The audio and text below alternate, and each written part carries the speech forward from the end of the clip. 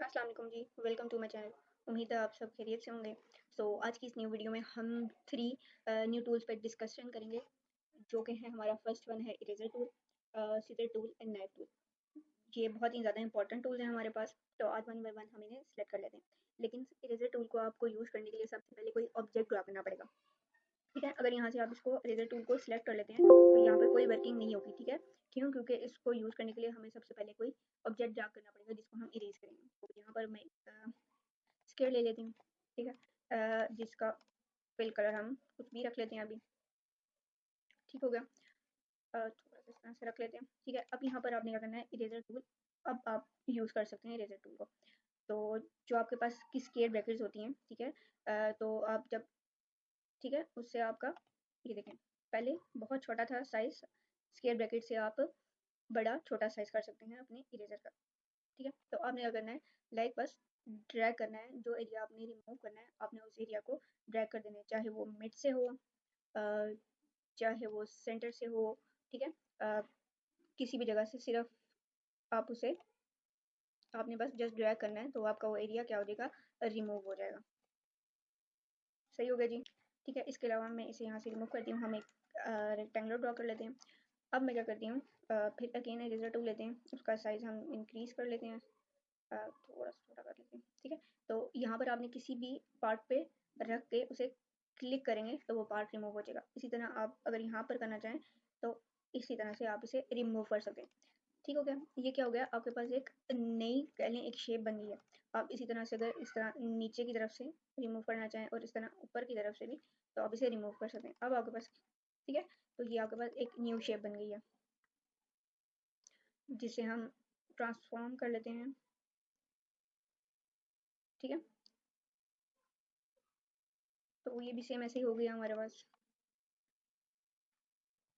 तो मैंने इसको रिफ्लेक्ट कर लिया, यहाँ से समझे आप, हम आपके पास एक न्यू शेप बन गई है। एक शेप तो नहीं हम कह सकते इसे, लेकिन ठीक है, इस तरह से आप कर सकते हैं। इसके अलावा यहाँ पर अगर आप मजीद इरेजर चलाना चाहते हैं तो आप स्क्वायर ब्रैकेट से इसका, ठीक है,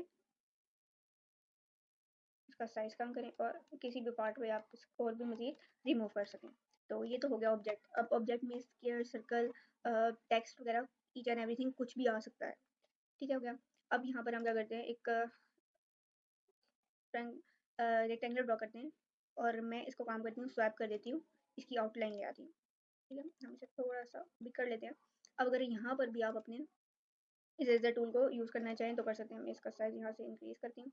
अब यहाँ से मैं क्या करती हूँ, किसी भी पार्ट पे रख के इसे क्लिक कर देती हूँ, तो आप देखें वो एरिया तो रिमूव हो गया, लेकिन उसने क्या किया है कि आउटलाइन ने इस तरह से एक ज्वाइन कर लिया है। ठीक है, जो एरिया हमने रिमूव किया वो तो खत्म हो गया, लेकिन उसने अपनी एक न्यू आउटलाइन ड्रॉ कर लिया है कि क्या हो जाए, ये शेप क्या रहे, मेंटेन रहे। तो अगर मैं करूँ तो यहाँ पर ये फिल कलर हम कर सकते हैं। ठीक है, तो अगर एक और जगह से मैं इसे रिमूव करूँ, फॉर एग्जाम्पल मैं यहाँ से रिमूव करती हूँ अगर, तो आप ये देखिए, फिर उसने क्या किया है, आउटलाइन उसने क्या किया, अपनी एक न्यू आउटलाइन बना लिया कि क्या हो, शेप का मुंह क्लोज रहे। ठीक है, शेप का मुंह क्या रहे, क्लोज रहे, ओपन ना हो, ताकि हम इसके अंदर इनसाइड फिल कलर हम कर सकें। ठीक है, इसके बाद हमारा नेक्स्ट टूल जो है वो है सीजर टूल। तो यहाँ पर हम एक क्या कर लेते हैं, एक रेक्टेंगुलर ड्रॉ कर लेते हैं। ठीक है, अब यहाँ पर आपने क्या करना है, सीजर आपने सेलेक्ट करनी है। आपको नाम से अंदाजा हो रहा है कि जो चीज़ आपको 2 हिस्सों में डिवाइड करेगी। ठीक है, जैसे आप एक कपड़ा काटते हैं तो एक जगह से आप स्टार्ट करते हैं। ठीक है, लाइक यहाँ से आपने अगर काटना है तो आप क्या करते हैं, वहाँ पर सीजर रखते हैं, फिर एंड कहाँ तक जाएगा, आपका यहाँ तक जाएगा, तो आप यहाँ से यहाँ तक आते हैं। ठीक है, तो सीजर टूल भी लाइक इसी तरह से काम करती है कि फॉर एग्जांपल अगर मुझे यहाँ से कपड़ा काटना है या कुछ ऑब्जेक्ट काटना है तो मैं क्या करूँगी, उसके पाथ के ऊपर, ठीक है, उसके पाथ के ऊपर इस तरह एक्स्ट्रा में आप यहाँ से नहीं लगा सकते। Please use the seizure tool on the segment और एन एंकर पॉइंट। ठीक है, लाइक उसने कहा है कि एक पाथ पे, किसी भी एरिया में पाथ पे रख के आप उसे क्लिक करें। ठीक है, ठीक है, अब उसने क्या किया, एक क्लिक कर दिया। जो ही हम अपना सेकंड पॉइंट लगाएंगे, ठीक है, जो ही हमने अपना सेकंड पॉइंट लगाया, उसने क्या किया, हमारी शेप को 2 हिस्सों में डिवाइड कर दिया। ठीक है, अगर हम इससे इसको स्ट्रोक में कन्वर्ट करें, मैं इसका स्ट्रोक का साइज इंक्रीज कर देती हूँ। ठीक है, तो अभी देख रहे हैं कि यहाँ से यहाँ तक तो स्ट्रोक आ रहा है, लेकिन यहाँ से यहाँ तक स्ट्रोक नहीं आ रहा। क्यों? क्योंकि ये एक शेप थी और हमने उस शेप को क्या किया है, मिड से कट आउट किया है, तो ये नहीं आ रहा। ठीक है, अगर मैं इसे अगेन फिल कलर में कन्वर्ट करूँ और अगेन यहाँ पर किसी भी पॉइंट पर सीजर टूल चलाऊँ तो वो क्या करेगा, यहाँ से उसने यहाँ पे क्या कर दिया, कट लगा दिया। क्यों? क्योंकि यहाँ पर मेरे पास पाथ नहीं था। अगर मेरे पास यहाँ पर पाथ होता तो मैं लगा सकती थी। अगर यहाँ पर मैं एंकर पॉइंट लगाऊं तो वो मुझे नहीं लगाने देगा। क्यों? क्योंकि ये फिल कलर है, यहाँ पर कोई पाथ नहीं है। पाथ जो आपको नजर आ रहा है ये हाईलाइटेड हुए हैं, ये हमारे पास पाथ है। और सेम इसी के लिए भी है, अगर यहाँ पर मैं चलाऊँ तो यहाँ पर वो मुझे चलाने नहीं देगा। ठीक है, वो कहेगा किसी पाथ पर चलाओ। अगर मैं यहाँ इस पाथ पर चलाऊंगी तो वो उस चीज़ को कट आउट कर देगा। ठीक है, मैं यहाँ चलाऊंगी तो वो यहाँ से कट कर देगा, मैं यहाँ चलाऊंगी तो वो यहाँ से कट कर देगा। ठीक है, इसको हम क्या करते हैं, अगेन सॉरी, मैं एक न्यू बना लेती हूँ यहाँ पर। सही हो गया। यहाँ से हम क्या करते हैं, सीजर टूल अगेन लेते हैं। मैं एक पॉइंट यहाँ लगा देती हूँ और एक पॉइंट क्या करती हूँ यहाँ लगा देती हूँ, क्योंकि मुझे यहाँ से यहाँ तक क्या चाहिए, कट चाहिए। सही हो गया। मैं इसको स्ट्रोक में कन्वर्ट करती हूँ।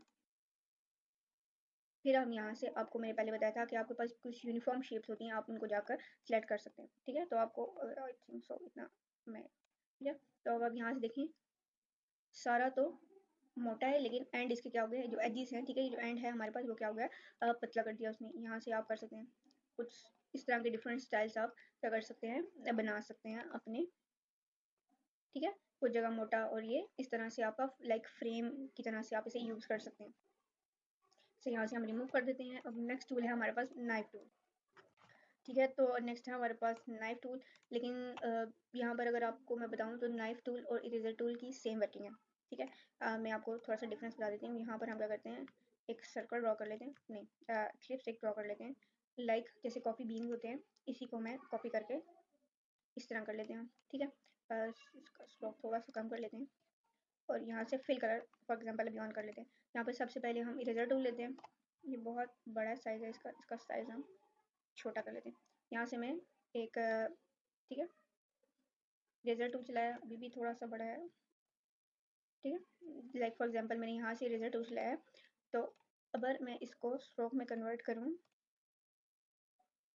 ठीक है, तो अभी देख रहे हैं जब मैंने इरेजर टूल चलाया तो इन दोनों के दरमियान एक गैप आ गया। ठीक है, पर अगर सेम काम मैं नाइफ टूल के साथ इसके साथ करूँ, ठीक है, तो अभी देख रहे हैं यहाँ पर गैप नहीं आया आपके पास। आप इन दोनों को कन्वर्ट करें स्ट्रोक में, उनका स्ट्रोक इंक्रीज करें, तो आप यहाँ पर देखें कि गैप नहीं आया। यहाँ पर गैप आ गया था और यहाँ गैप नहीं आया। अब यहाँ पर आप इसे खुद मूव करेंगे तो आप यहाँ पर गैप आ गए। ओके, तो ये थोड़ा सा देख सकते हैं कि आपके पास ये थोड़ा सा स्मूथ काम वर्किंग कर रहा है। तो ये नाइफ है, तो ये नाइफ में लाइक मैं ऐसे चलाऊंगा तो आप ये खुद डिफरेंस देख सकते हैं। ठीक हो गया, तो ये था हमारे पास आज के टॉपिक्स। तो उम्मीद है आपको ये वीडियो अच्छी लगी होगी। तो मज़ीद आने वाली वीडियोज़ के लिए मेरे चैनल को सब्सक्राइब करें। अल्लाह हाफिज़।